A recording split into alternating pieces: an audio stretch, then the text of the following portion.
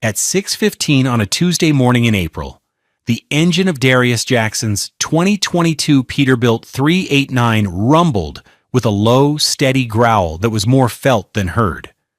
The sound was a constant in his life, the deep-throated hum of the $180,000 machine that provided his $68,000 a year living.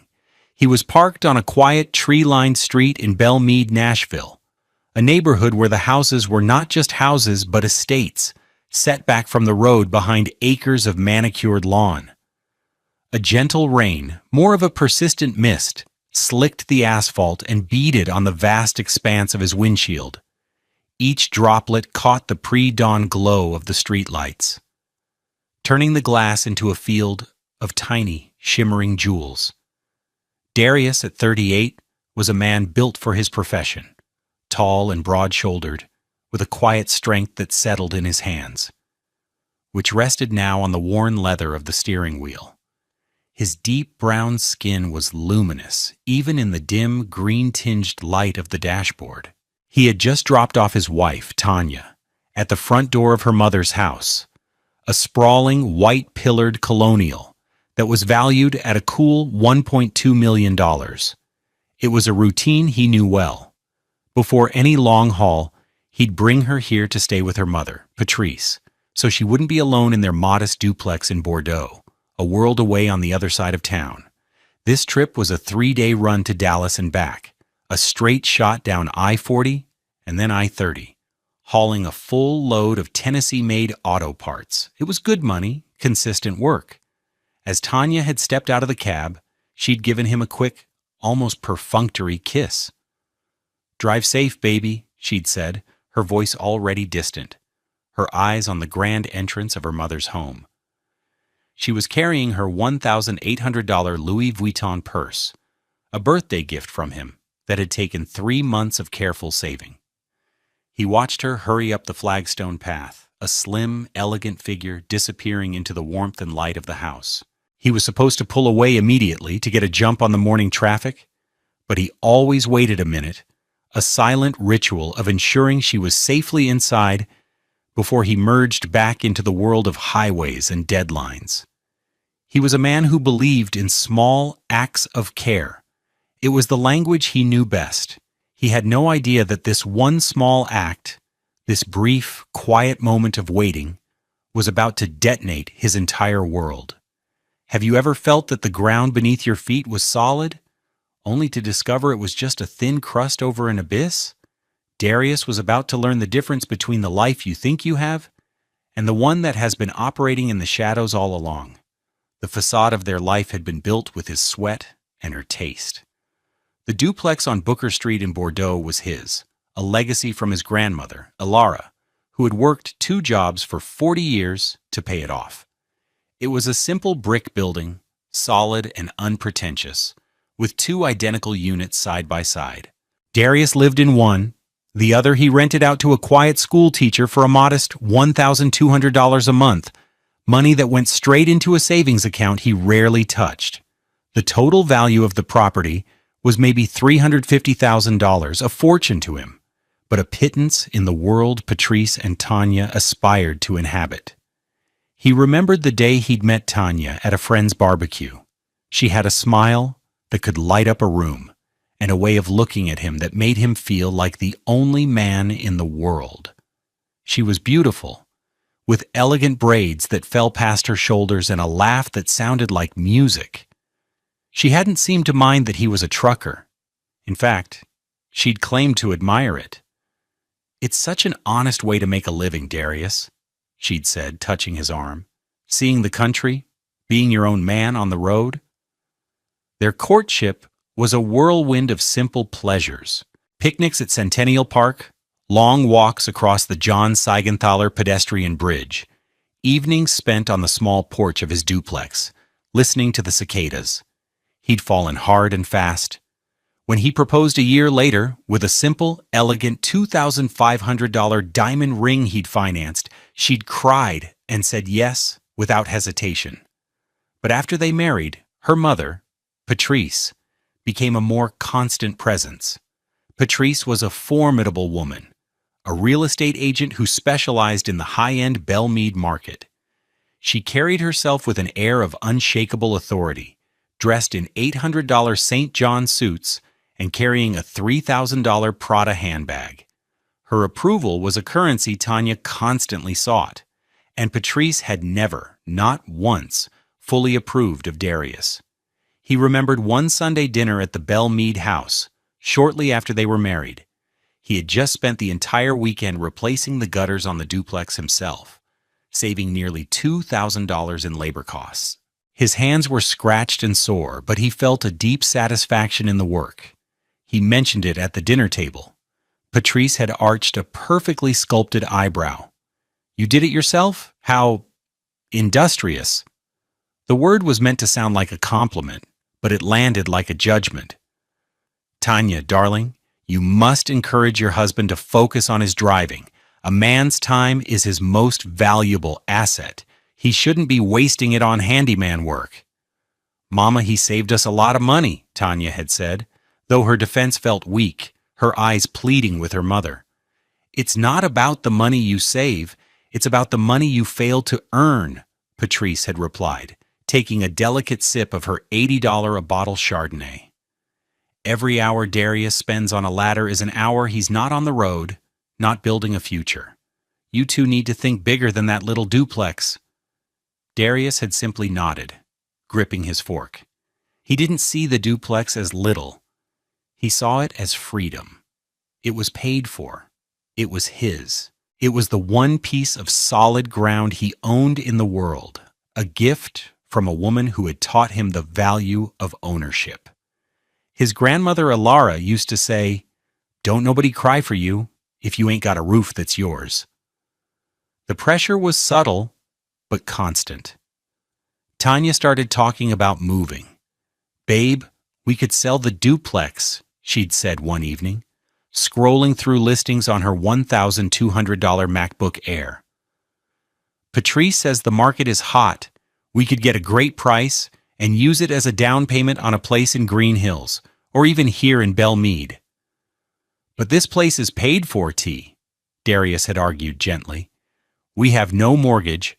My truck payment is $1,500 a month. The insurance is another $600. Our bills are low because of this place. If we sell, we're taking on a huge debt." "It's called leverage, Darius," Patrice had cut in. She'd dropped by unexpectedly, as she often did. "It's what smart people do. You use one asset to acquire a larger one. You can't get wealthy by thinking small." He saw the longing in Tanya's eyes, the deep desire to please her mother, to live the life she saw in magazines and on social media. So he'd tried to compromise. He worked more, taking on extra runs, pushing his hours to the legal limit. He used the extra money not for investments, but for the things that made her happy.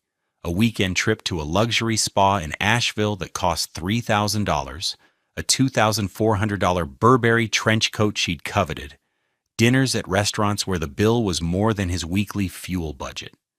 He thought he was showing his love through acts of service, through providing. He had no idea they saw it as a sign of his pliability. He was the workhorse, the engine that powered their ambitions, and they were the ones holding the map. The cruelest deceptions are often wrapped in the mundane. Over the past year, Darius had noticed a pattern. Tanya would present him with documents to sign, usually just as he was about to leave for a run or when he had just gotten home, bone-tired and mentally fried. His mind would be on his pre-trip inspection checklist or the simple desire for a hot shower and a soft bed. "Just some insurance renewals, baby," she'd say, her voice bright and casual, a pen already in her hand. Mama's agent sent them over. You know how she is, always on top of things. He'd scan the pages, seeing dense blocks of legal text that made his eyes glaze over. Words like heretofore, indemnification, and addendum swam before him. He trusted her. She was his wife. He'd scribble his signature where she pointed, his mind already 1,000 miles down the road. He was a man who understood torque ratings and air brake systems, not the labyrinthine language of contracts. He assumed she and her mother, the real estate expert, were simply handling the tedious paperwork of their life together. The memory of one such evening, about a month ago, now surfaced with chilling clarity.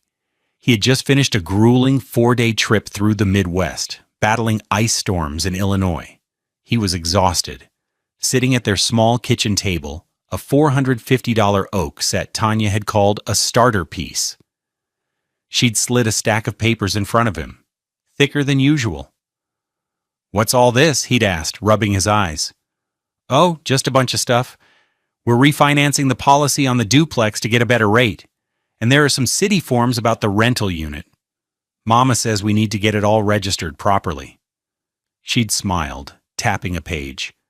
"Sign here, here, and initial here." He remembered a single page that looked different, with a large empty box at the top. It was a quitclaim deed. He'd seen one before when his grandmother's estate was being settled. He'd paused, his pen hovering over the signature line. "A quitclaim? What's this for?" Tanya didn't miss a beat. Her smile didn't even flicker. "Oh, that's just a formality. The insurance company requires both our names to be on the primary policy documents in a specific way, so we have to file this to add me to the title for their purposes. It's just paperwork, babe. It actually protects you more, according to Mama." It had sounded plausible, complicated, but plausible. And he was so tired. The thought of arguing, of trying to parse the legal jargon, was more exhausting than driving another 500 miles. He trusted his wife. He signed his name, Darius Jackson, in his clear, steady script. He had just signed away his birthright, the one thing of real value he owned, and he'd done it with a pen she'd handed him. The memory was so vivid, he could almost feel the cheap plastic of the pen in his hand, could smell the scent of the chicken Tanya was roasting for dinner, a dinner meant to soothe and distract. Now, sitting in his truck, another memory piggybacked on the first. It was from last Christmas. The whole family was at Patrice's house. He had given Tanya a beautiful pair of diamond earrings, a modest half-carat set that cost him $1,500. He was proud of the gift.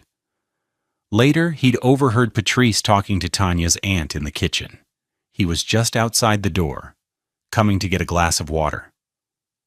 "They're sweet," Patrice had said, her voice dripping with condescension.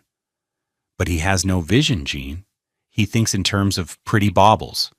I'm trying to teach Tanya to think in terms of assets, real property. That duplex is a stepping stone, but he's anchored to it like it's a palace. He has a blue-collar mind." Tanya's aunt had murmured something inaudible. "Don't worry," Patrice had continued, her voice dropping to a conspiratorial whisper. "We have a plan. Tanya is very persuasive, and he's so focused on that big, noisy truck of his, he doesn't pay attention to the details. Men like that they trust too easily, especially when it comes to a pretty wife. Trucker husbands sign whatever we send." At the time, he had felt a hot flash of anger, a deep sense of being disrespected, but he'd dismissed it as Patrice just being her usual snobbish self. He had retreated, not wanting to cause a scene at Christmas. He had convinced himself that Tanya didn't feel that way, that she was just caught between her husband and her overbearing mother. He'd chosen to believe in the facade because the alternative was too painful to contemplate. The words had been a warning, a red flare in the night, and he had turned away, choosing the comfortable darkness instead. He had made a critical mistake. Each of these memories was a piece of a puzzle he had refused to solve. The casual condescension, the conveniently timed paperwork, the hushed conversations that stopped when he entered a room. It wasn't just Patrice. It was Tanya, too. She was not a pawn in her mother's game. She was a willing and active player. The outrage began to accumulate in the silence of the truck cab, a cold, heavy weight settling in his chest. It wasn't a hot, explosive anger. It was a slow, freezing certainty, a disillusionment so profound it felt like a part of his soul was turning to ice. The moment of discovery arrived, not with a bang, but with a clear, calm voice cutting through the misty morning air. It was 6:18 a.m. His truck was so quiet, the Cummins engine purring so smoothly, that it was just another part of the ambient sound of the sleeping neighborhood. The high-fidelity microphone of his $400 Blackview dashcam, a device he'd installed for insurance purposes, was always active when the engine was on. It was designed to pick up conversations inside the cab, but its range was surprisingly powerful, easily capturing sounds from the immediate vicinity.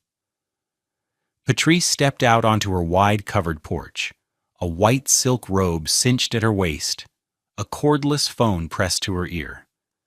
She must have assumed he was long gone. From his vantage point, he could see her perfectly, illuminated by the warm light spilling from the doorway. She paced back and forth, her voice crisp and businesslike. "No, the notary is scheduled for 10 a.m., she said, her tone sharp and impatient. "He's on the road to Dallas now. He'll be gone for days, just like we planned." Darius's blood went cold. He didn't move. He barely breathed. His world, which had been tilting for the past few minutes as memories surfaced, now shattered into a million pieces. Patrice listened for a moment, then laughed, a short, sharp, dismissive sound. Of course he signed it. It was mixed in with the insurance renewals last month. Tanya handled it perfectly. Trucker husbands sign whatever we send. There it was again. The exact phrase he'd overheard at Christmas. Not a stray comment, but a mantra, a philosophy, a strategy. Patrice continued, her voice confident and final. "Do you have his number? Good. My lawyer already has his number, just in case, but there won't be any trouble. By the time he gets back on Thursday, the title will be in Tanya's name, and we'll have the listing agreement ready to go. We should have a cash offer by the end of the month."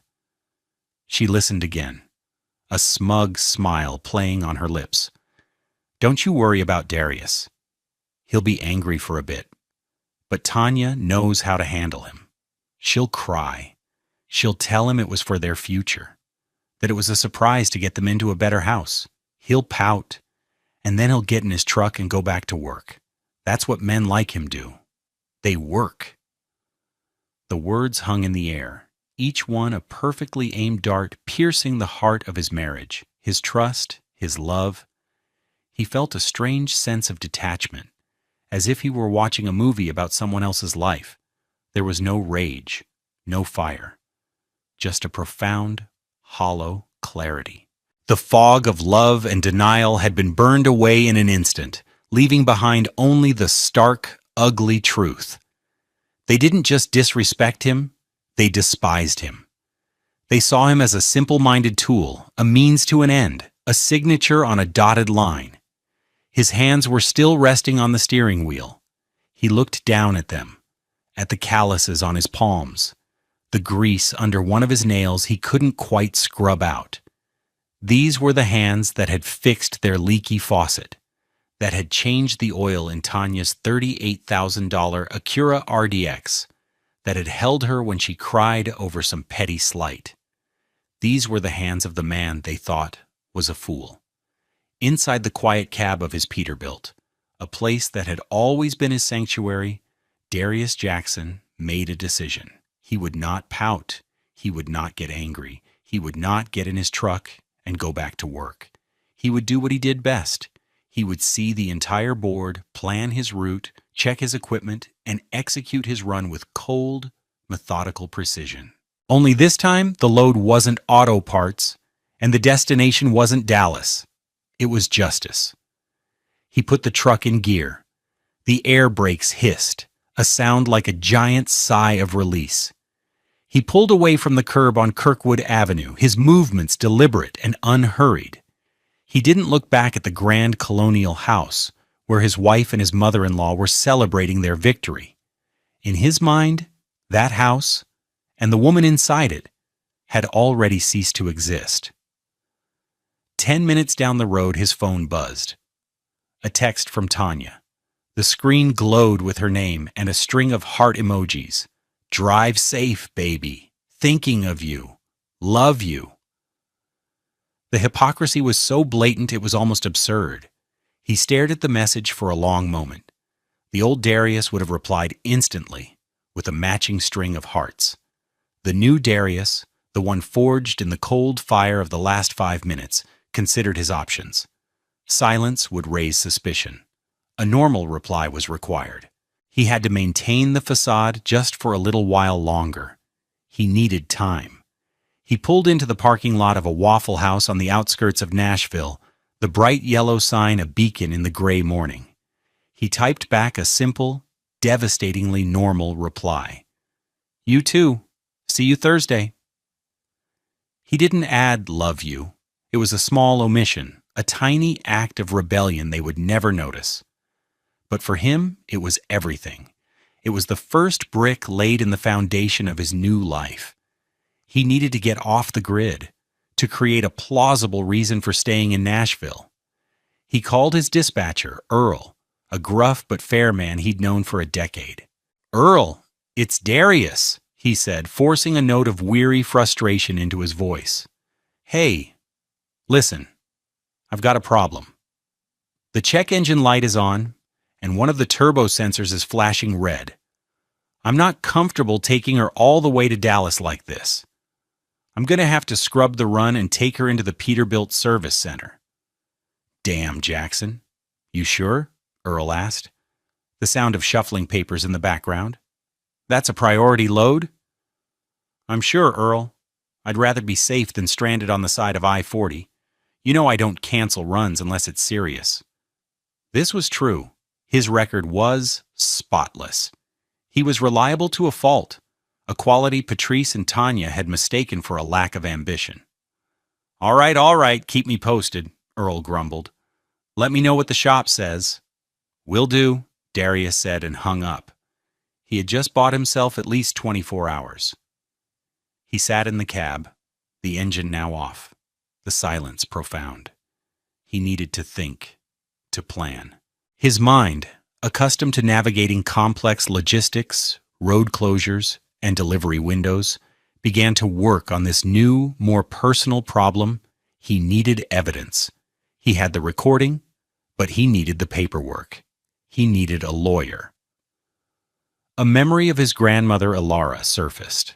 She had been a fiercely intelligent woman, mistrustful of smooth talkers and complicated contracts. When she had left him the duplex, she had sat him down at her kitchen table. "Darius," she'd said, her hand covering his, "this house is yours. Not yours and some future wife's, yours. People change, love can fade, but land is always land. I've had my lawyer, Marcus Thorne, draw up a paper, a separate property affidavit. You sign it, you file it, and you keep a copy somewhere safe. It means this house stays in the Jackson family no matter what." At the time, he'd felt it was unnecessary, a little cynical. He was young and in love. But he had done it, out of respect for her. He'd signed the affidavit before he and Tanya were even married, had it notarized, and filed it with the county clerk's office. He had a copy in a fireproof safe box under his bed. A box Tanya didn't know existed. Marcus Thorne. The name was a lifeline. Mr. Thorne was more than a lawyer. He was a pillar of the North Nashville black community, a man who had handled his family's affairs for 2 generations. He was old school, sharp as a tack, and had no patience for foolishness. Darius didn't go home. He couldn't risk Tanya or Patrice dropping by and finding his truck there. He drove to a public library in a part of town he never frequented. He sat in the quiet, sterile environment, surrounded by the smell of old paper and disinfectant, and looked up the number for Thorne and Associates on Jefferson Street. His heart was hammering in his chest, not with fear, but with a grim, focused energy. He was no longer just a trucker. He was a man gathering his weapons for a war he never wanted to fight but was now determined to win. Marcus Thorne's office was in a historic brick building that had housed black-owned businesses for over a century. The inside was paneled in dark wood. The furniture was old but immaculate, and the air smelled of leather and lemon polish. It was a place of quiet dignity and established power. Marcus Thorne himself was in his late 70s, a tall, slender man with a crown of silver hair and eyes that had seen everything. He wore a perfectly tailored three-piece suit, a crisp white shirt, and a gold pocket watch. He greeted Darius with a firm handshake and a warm, sad smile. "Darius Jackson, you have your grandmother's eyes," he said, his voice a deep, comforting baritone. "I was sorry to hear of her passing. Elara was a fine woman, a very, very smart woman. Now, your call was urgent. Sit. Tell me what's happened." Darius sat in the plush leather chair opposite the massive oak desk. He took a deep breath and laid it all out, his voice calm and even, recounting the events of the morning without emotion, like a driver reciting the details of an accident report. He told Thorne about the early morning drop-off, the dash cam, and the exact words he had heard Patrice say. Then he took out his phone, placed it on the desk, and played the recording. The clear, condescending voice of Patrice filled the quiet office. "Trucker husband sign whatever we send. Tanya knows how to handle him. He'll pout, and then he'll get in his truck and go back to work. That's what men like him do." Thorne listened, his face impassive, his fingers steepled under his chin. When the recording finished, he was silent for a full minute. The only sound was the slow, rhythmic ticking of a grandfather clock in the corner. "Well," Thorne said finally, his voice dangerously soft, "that is as clear a statement of fraudulent intent as I have ever heard in my 50 years of practicing law." He swiveled in his chair and accessed his digital files on a large monitor. Elara was insistent. She saw the world with clear eyes. He typed for a moment, and then a scanned document appeared on the screen. It was the separate property affidavit, dated June 12, 2017. There was Darius's signature, a notary's seal, the official stamp from the Davidson County Clerk's office. It was ironclad. "Darius, this document is your shield," Thorne said, turning back to him. "The duplex is your sole and separate property, acquired by inheritance prior to the marriage. Your wife has no legal claim to it, none. What they are attempting with this quitclaim deed is fraud, plain and simple, possibly felony-level property theft, given the value." Darius felt a wave of relief so profound it almost buckled him. His grandmother, years after her death, was still protecting him. "So what do we do?" Thorne's eyes gleamed with a strategist's fire. "We do not react. We act. They believe you are hundreds of miles away. They believe you are ignorant. We will use that. Their arrogance is their weakness, and it will be their undoing." He picked up his phone. "They have an appointment with a notary at 10 a.m., you said, to file the deed. What is the name of the title company?" Darius's mind raced. Tanya had mentioned it once, complaining about the drive. "It's on the west side. Commonwealth Title, I think. On West End Avenue." Thorne was already looking it up. He found the number, and his finger hovered over the dial button. "Here is the plan. I will contact the branch manager. I will inform her that a fraudulent transfer is being attempted on a property owned by my client. I will email her a copy of this affidavit and a secure link to your audio recording.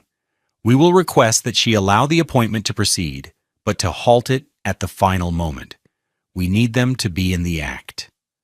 He looked at Darius. "This will be difficult, but it is the cleanest, most decisive way to stop this and to create unimpeachable evidence for the divorce proceedings and any criminal complaints we choose to file. The total cost for this initial action, including filing the divorce petition this afternoon, will be a $5,000 retainer." Darius didn't hesitate. The emergency savings account funded by the rent from the second unit had over $20,000 in it. I have it. Let's do it. Good man, Thorne said, a flicker of a smile on his lips. Your grandmother would be proud. They thought they were dealing with a simple trucker. They are about to discover they are dealing with Alara Jackson's grandson. The strike was executed with the quiet precision of a military operation. At 9:45 a.m., Marcus Thorne placed the call to Sharon Mills, the branch manager at Commonwealth Title. Darius sat across the desk, listening to Thorne's side of the conversation, his heart a steady, heavy drum in his chest. Mr. Thorne, I have your email, Sharon's voice said, tinny but clear on the speakerphone. I've reviewed the affidavit and I've listened to the recording. This is unbelievable. They are in my lobby right now, Patrice and Tanya Carter. That is correct, Ms. Mills, Thorne said, his voice calm and authoritative. They are attempting to defraud my client, Darius Jackson, the legal and sole owner of the property, at 1412 Booker Street. We are asking for your cooperation in stopping this illegal act. Of course, Sharon said, her voice shaking slightly with anger. What do you need me to do? Instruct your notary, Linda, I believe her name is, to proceed with the meeting as planned. Let them present the deed. Let her review the signatures. Then, just before she applies her official seal, have her state that she needs to make a final verification call. She will call you at your desk, and you will instruct her that a legal hold has been placed on the property by the owner's counsel, and the transaction cannot be completed. I understand, Sharon said. They are walking into the conference room with her now. Thank you, Ms. Mills. You are doing the right thing, Thorne said. Please, keep the line open if you can. An agonizing silence followed. Darius could picture the scene perfectly. The sterile conference room with its bland corporate art, the polished table. Patrice, confident and imperious, in one of her expensive suits. Tanya playing the role of the dutiful wife, a nervous excitement in her eyes. They would be smiling, making small talk with the notary, believing they were minutes away from securing their prize. The dramatic irony was thick enough to taste. They had no idea what was coming. Minutes crawled by. Darius stared at the speakerphone as if he could will it to speak. Then, a click, and Linda the notary's voice came on the line, low and professional. Sharon, it's Linda in conference room B.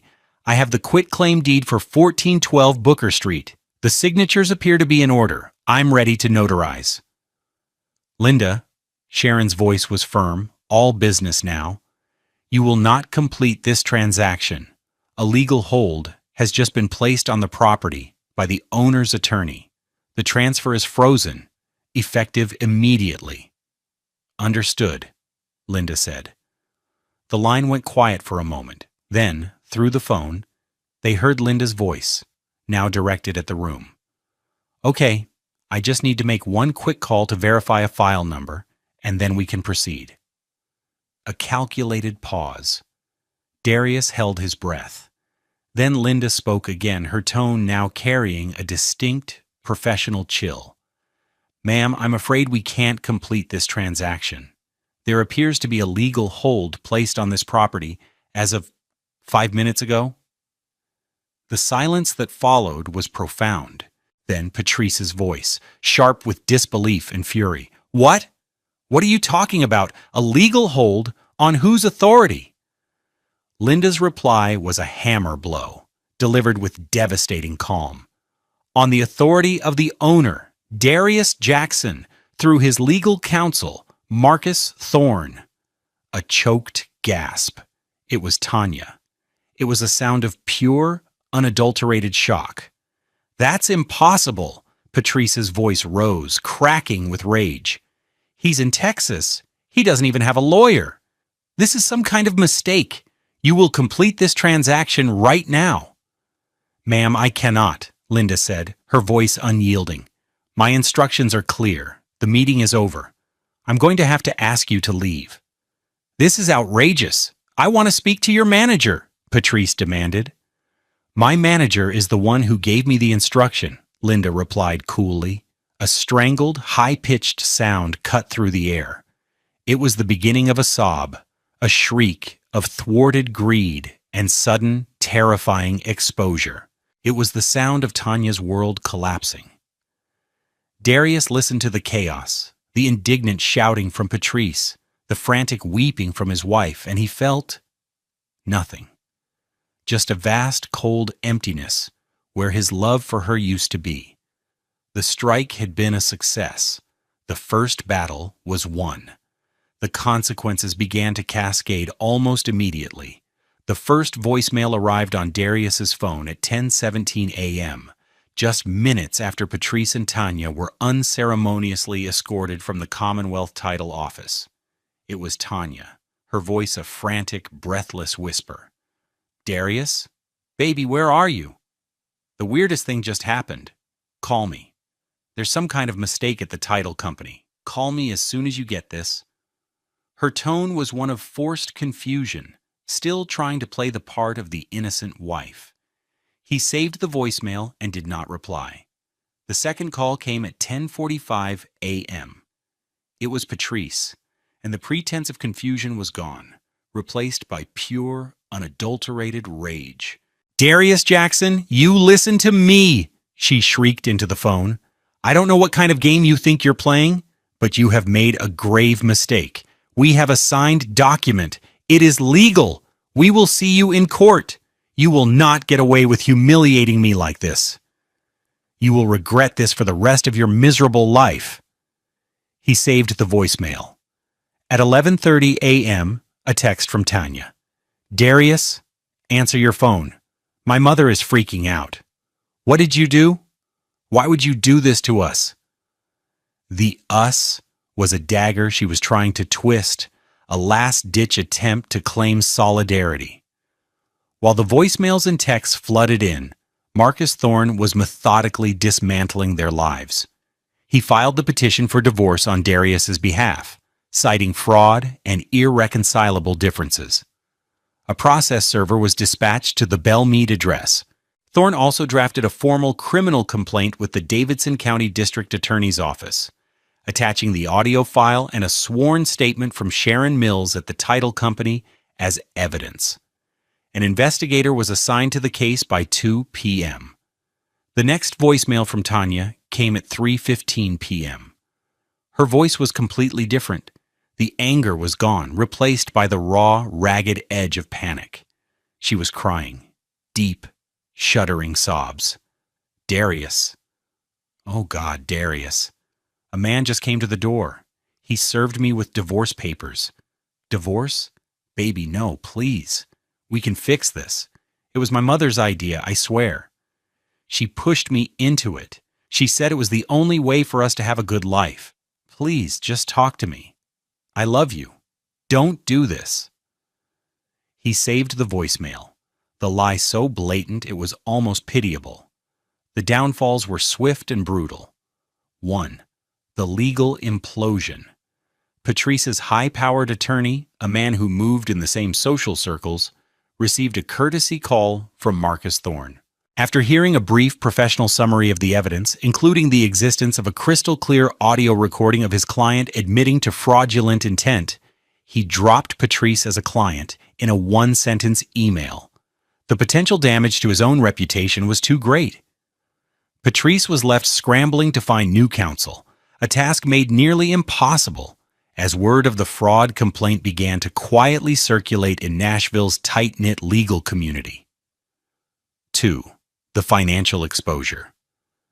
The DA's office informed Patrice that, due to the value of the property involved, she and Tanya were being investigated for felony property theft by deception, a Class B felony in Tennessee, carrying a potential prison sentence of 8 to 12 years and fines up to $25,000.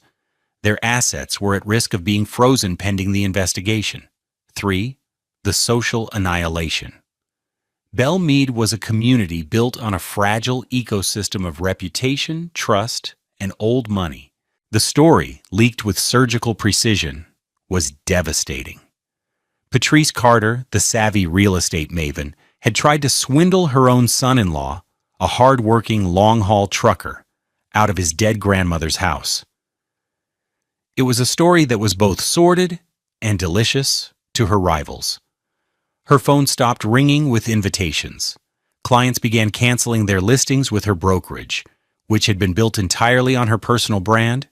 Her name, once a symbol of success, was now synonymous with disgrace. The $1.2 million house became a gilded prison. 4. The marital dissolution.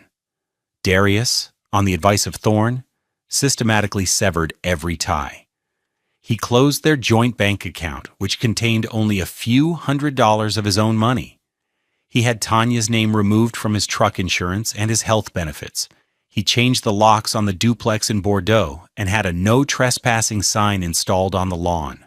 He blocked both their numbers on his phone, directing all future communication to go through his attorney. The silence he imposed was more damning than any angry tirade. It told them they no longer existed in his world. By sunset, the coordinated strike was complete. Darius stood on the porch of his duplex, the new keys feeling heavy and solid in his pocket. He looked at the simple brick house, the neat lawn, the sturdy roof he had patched himself. It was still his.